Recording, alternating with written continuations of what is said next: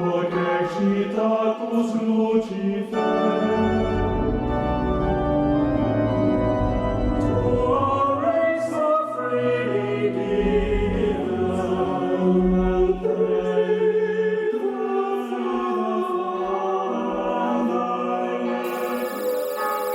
Father.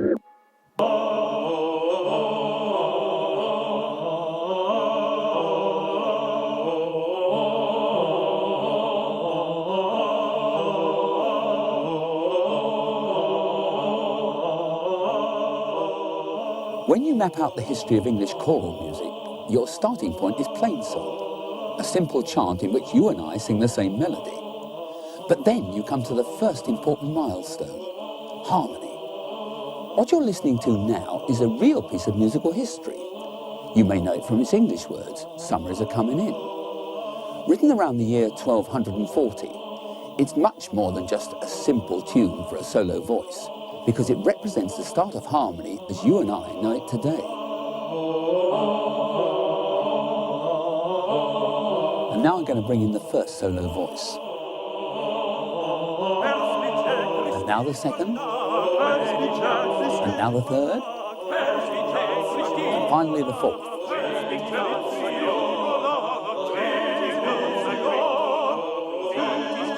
And there you have it, the first example of six-part harmony.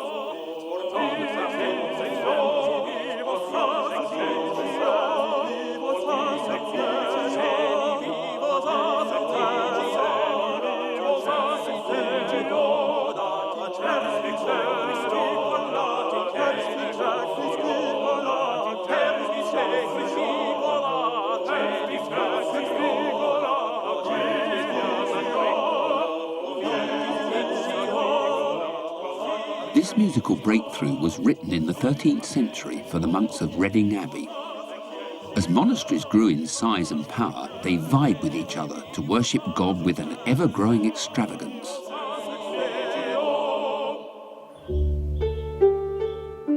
The Abbey Church at St Albans, where I'm master of the music, was at the centre of just such a rich and powerful monastic community. It employed the talents of the best craftsmen to ensure a state-of-the-art place of worship. Artists, stonemasons and architects laboured to build the finest temples of faith, great shrines of Christian belief, symbols of the wealth the monasteries had.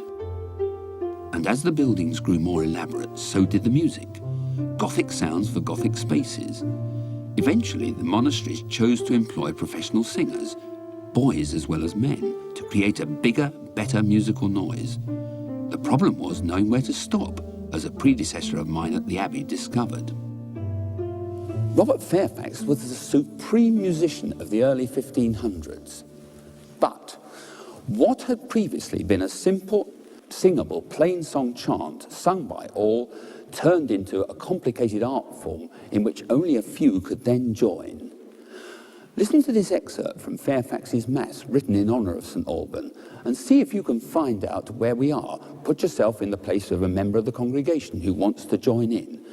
Where are we in the Agnus Dei?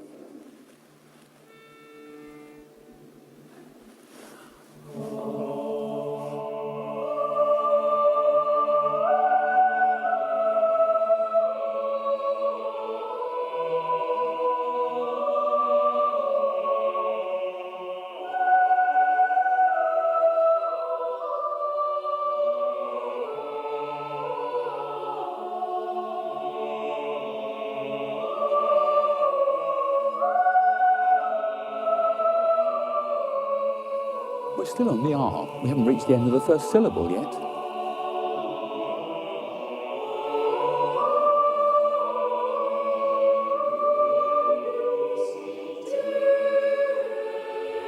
At last, Jus and Dei.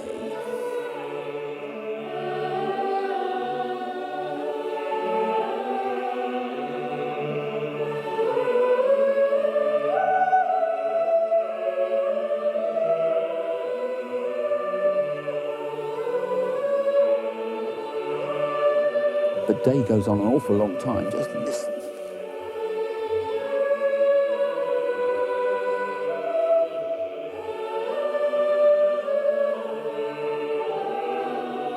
Stop!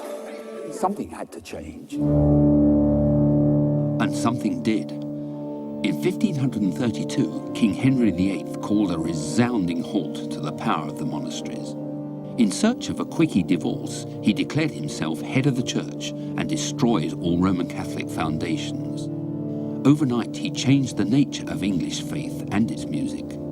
Harmony remained, but not in the grandly fancy form favoured by the Catholics. The new prayer book decreed that all services were to be sung in English and with only one syllable to each note.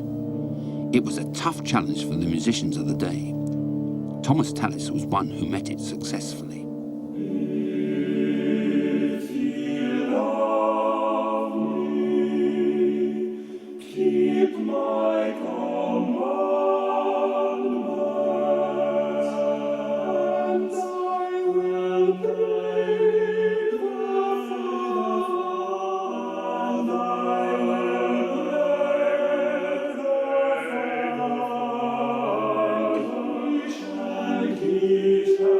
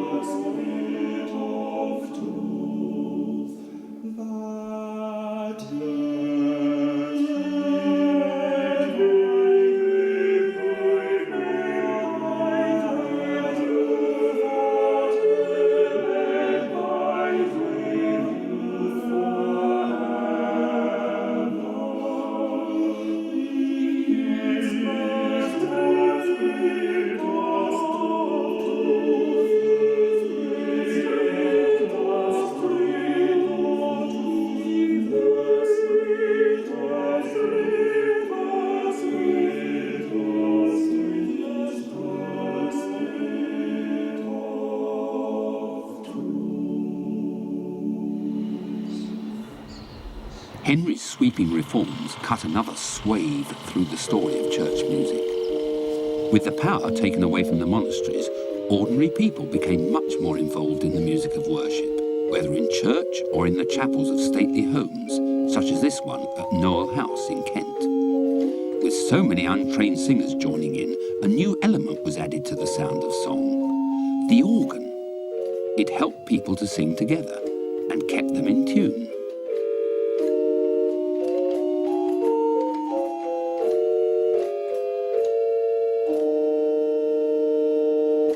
In the middle of the 16th century, organists suddenly found they had a new job: to accompany the congregation. The people had been invited to join in the new services and to sing. There were the responses. O Lord, open thou our lips, and our mouths shall show forth thy praise. The canticles from morning and evening prayer. Lord, now lettest thou thy servant depart in peace, according to thy word. And Mr. John Marbeck's new communion service. The Father Almighty, maker of heaven and earth.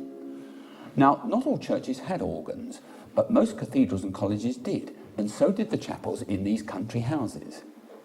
This historic organ at Knowle House dates from 1605, and it's all the more important because it survived an Act of Parliament nearly 40 years later, which decreed that organs in cathedrals and churches should be speedily destroyed. We lost many precious instruments then, and also the music to go with them. But we can still enjoy the music of Thomas Tallis, not just on this.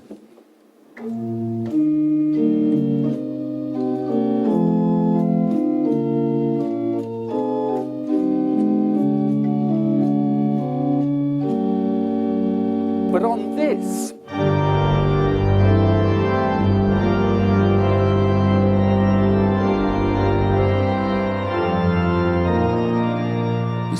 century was a difficult time for the church organ. Just as it was gaining in popularity, Oliver Cromwell did his best to kill it off, believing that only unaccompanied psalms were suitable church music.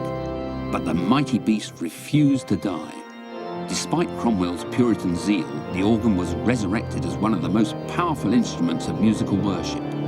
Today, the organ is one of the quintessential sounds of English church music, a sound once heard, never forgotten.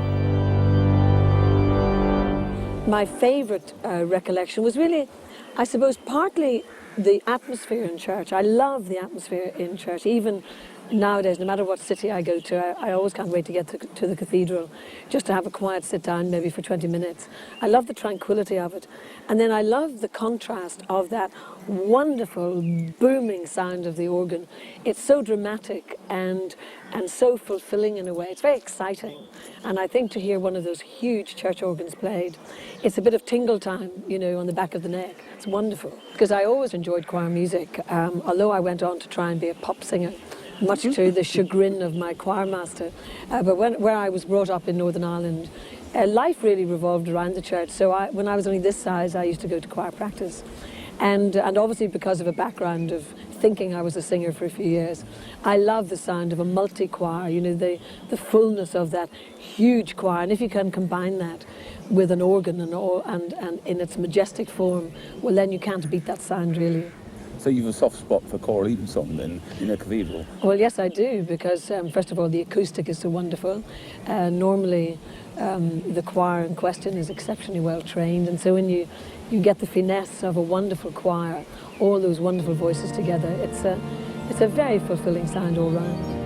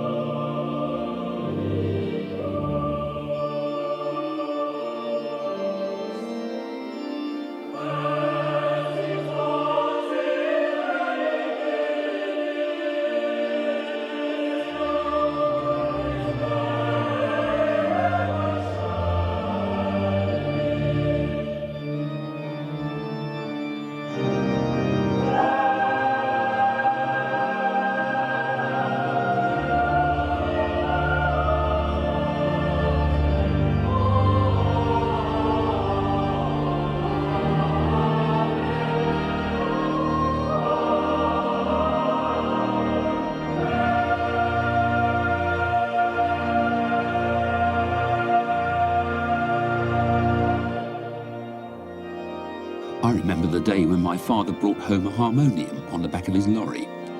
There I'd sit in our front room, pedalling away furiously, trying to keep enough air in the bellows to get through a verse of a hymn. I've been mad about the organ ever since. Well, we've come a long way from that tiny little organ in Knowle House. This is a product of the technological age. It's the digital organ, and it makes the sound of the traditional pipe organ, but there's not a single pipe in sight. And yet it does everything that one of those organs can do. I can play the highs and the lows, the softs and the louds. Whether it's got no pipes, 10 pipes, or 10,000 pipes, this is the sound that I love.